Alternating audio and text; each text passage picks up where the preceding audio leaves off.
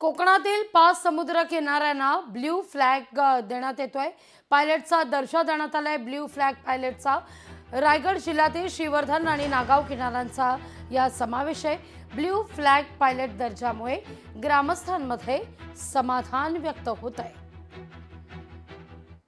नागावकर म्हणून आनंदाचा क्षण आहे, माझ्यासाठी अभिमानास्पद आहे।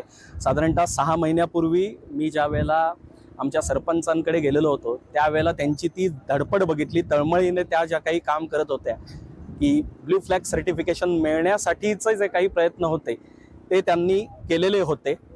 त्या प्रयत्नांचा आपण असं म्हणूया की आज चीज झालेलं आहे।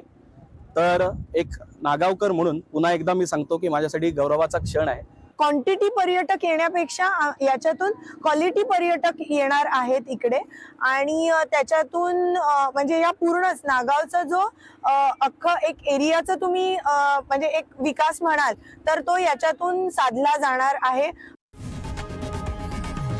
लोकशाही मराठी ऐका, पहा, जागरूक रहा।